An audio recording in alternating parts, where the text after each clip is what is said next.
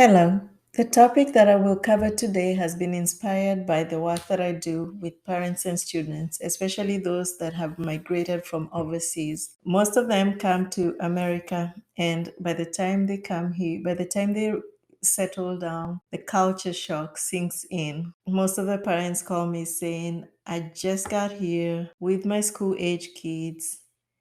What do I need to know, or what do I need to do to help them acclimate to the school system? I'm usually glad to help because it's my line of work and also because I'm passionate about it, being a person who migrated from Africa to the United States at my early 20s. So, on this session, I will cover the child and parent, how they need to deal with the culture shock, and also, I will be talking about the pros and cons of what America offers. Not to bash America, my second home, which I love so much, but just to address situations that we've come through, especially when trying to acclimate our kids, students in various levels of education into the school system that is very complex and also that requires attention to be able to be successful in. So we'll start with the child's culture shock. The child's culture shock starts in the classroom. Once they've enrolled and have got into the classroom, I remember even myself when I got into college, because I came here to go to college, I was shocked to realize that I could not understand what my teachers were talking about. The accent, the way they speak, the language was foreign to me, although it's English and I know English. I've studied English since I was in kindergarten. But since we learned our English in a British system, it's very different from the American English. And also the accent itself, we speak slowly. They tend to speak fast. In Americans tend to speak fast and also have a way they twist the words that you have to really think and know what they're talking about. So it took me a good while to understand what my lecturers were talking about and also just understand the school system in just how the classes go or what's required, what's expected. That was a shocker for me. And I assume it's the same thing that happens to my students, especially those in elementary, junior high, or high school. They take a little time to get acclimated, but kids are kids. They learn quick and they blend quicker than we do as young adults. The other thing that's a culture shock for students, of course, is the social interaction, the awkwardness of being different and doing things different or saying things different. Like we say a lot of I'm sorry. We have a meekness to us that we don't speak so loud. That's socially acceptable where we come from. But here you gotta be loud and almost very loud to make your point and to be heard. And we've learned how not to show off on some of our achievements, and our students tend to be very much holding back. Well, the American system quickly teaches us you have to be able to be proud of what you've achieved as well as work hard to achieve more. So that's one of the other culture shocks for the students. The other one is just the different school system. The education system here is very different. It's run differently, and the students tend to, coming from overseas, I think they tend to relax, and I will be talking about that in the pros and cons. The other culture shock is for parents. Parents think it's very easy over here. It's very easy in America to raise a kid, especially a school age kid, because you don't have to pay like we did back overseas. Because I remember I was in a private school that my parents used to pay a lot of money for every semester, and then they had to make sure that I had transportation to the school because we didn't have any public transportation for students. And so that costed more money. And then they had to pay for tuition after school. So again, that costed more money. So it tends to be expensive abroad than it is here, because here the student will go to school, they may be offering tuition, they may be offering extra support, and nobody is asking for your money.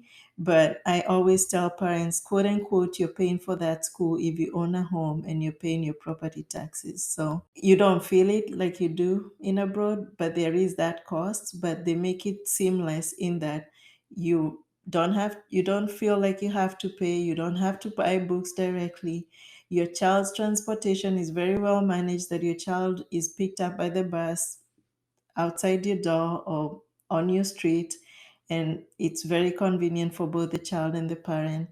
And then the ability to the parents, the other thing that is very impact as a culture shock to parents is the ability to make a living, to earn more, and to do better. I think this comes as a culture shock and also as a relief, because back in abroad, you do not have those many opportunities to make a whole lot of money, and you do not have those opportunities to make a better living for your family without too much struggle.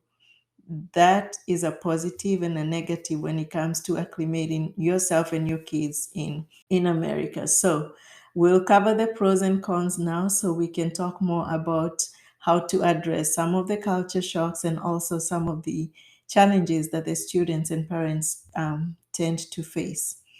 So a child being picked up at your door or on your street is very convenient for a parent. It's a big relief, and it allows the child to be able to sort of be independent. The only negative that I see in that is that we are making our very young kids become independent too early while they need our attention and support.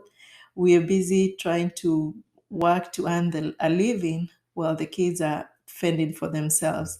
And that is not helpful to you and the child in the future, because as a parent, you have to be present for your young kids, regardless of the environment that you're in. You have to be present to realize the change in behavior, to correct behavior, and also to guide and to monitor. So that's a positive, that they get easy transportation, but it's also a negative if a parent does hands-off parenting quite early. Another positive is that parents get the opportunity to work overtime, and to work as many hours as they want to get a better living for their family. It's good that they're getting a better living for their family, but the negative that comes with that is that by getting all these opportunities to make money, we tend to want to do more and exceeding more that requires more of us to work than be at home with our kids. Therefore, consciously or unconsciously neglecting our kids just to be able to do bigger and better things for our families. It's a good thing, but also it has its impacts on the growth of your kids, on the discipline of your kids, on your kids' education, and so on and so forth. So not being present to make sure they are catching you're catching issues as they come up, not being present to make sure that you're addressing them and you're supporting your child, that can cause a negative impact for you.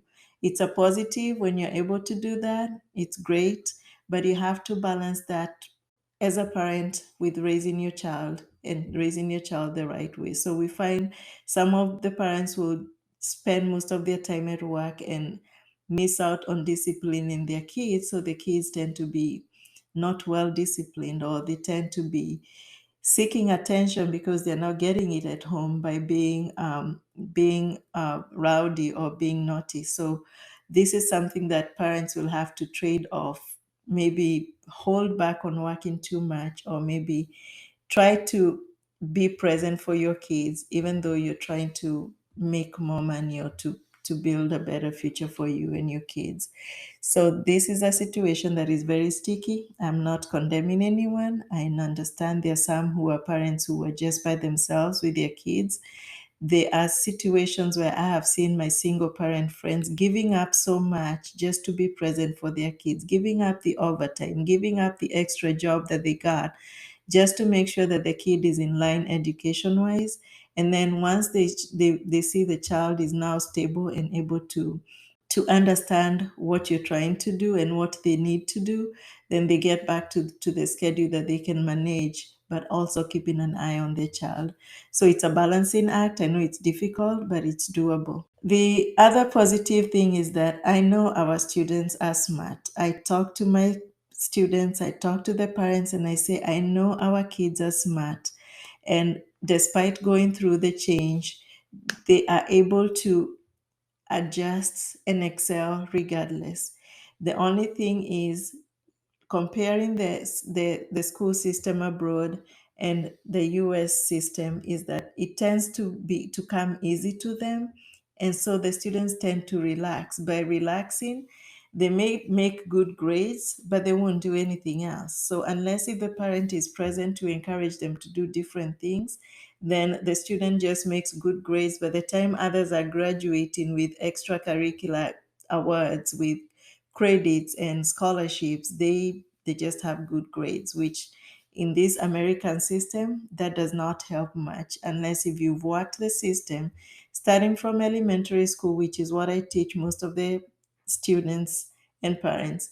Starting from elementary school and on to high school, the student is able to make good grades, be able to have acquired some awards, and also be able to have done some extracurricular activities that look good on paper for them to have a nice looking and a presentable college application that will earn them admission to college, scholarships, or even grants.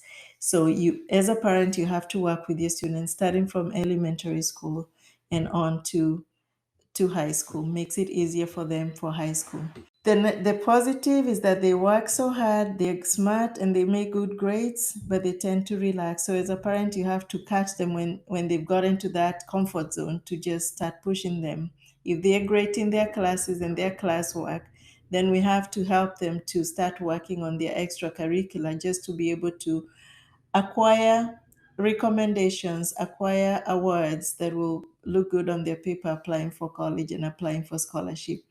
The lack of knowledge of how to navigate the school system by the parents and the student is one of the cons that happen for most of our families. And this is because we do not come to the American system realizing the education system here is a system that I have to learn, and is a system that I have to work for it to work for me. It's a system that I have to navigate for it to work for me.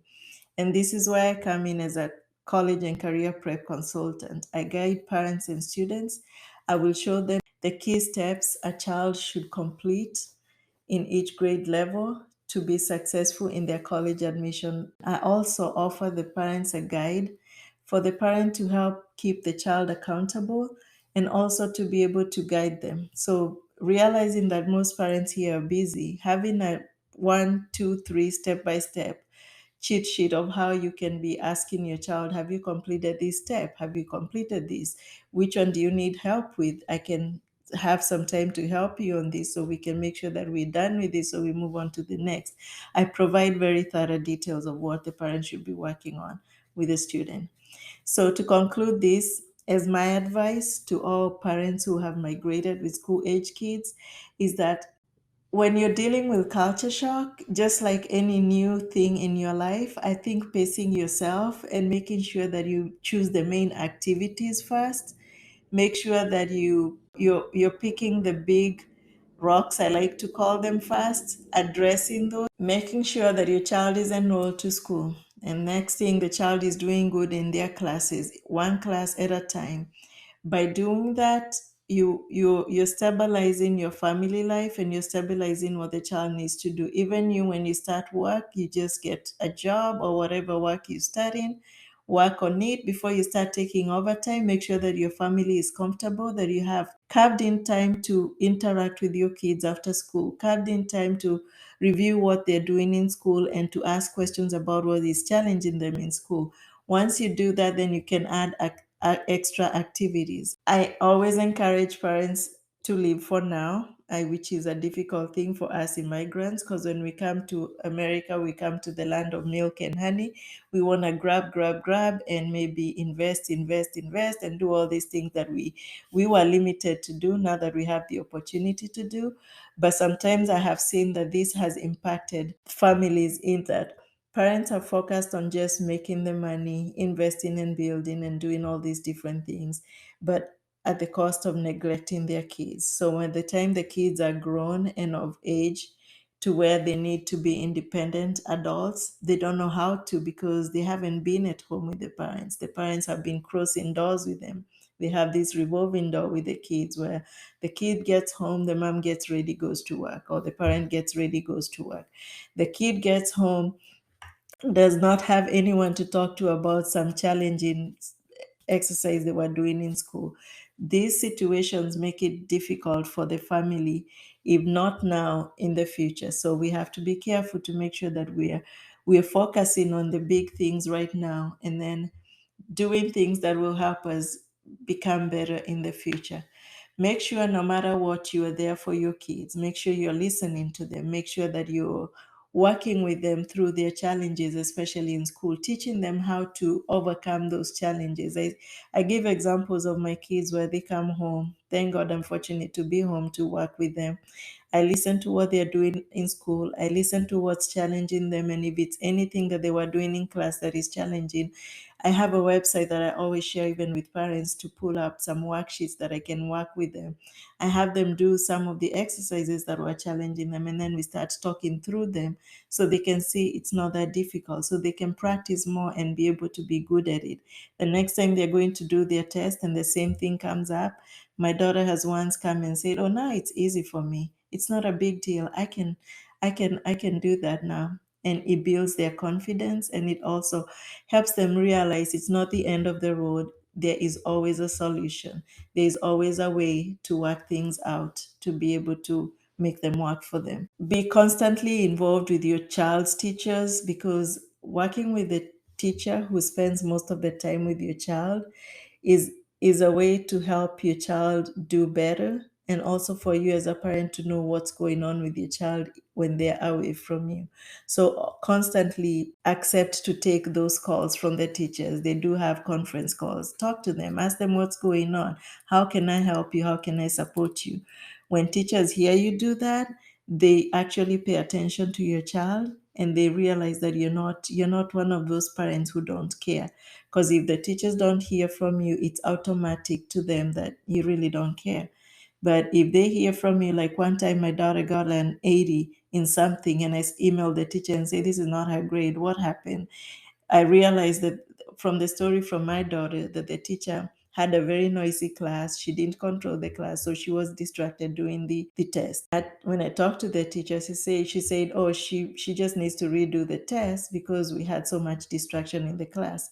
So she ended up getting the grade that is usually her grade. And if the teacher doesn't hear from you in situations like that, they just assume you're fine with everything that's going on with your child.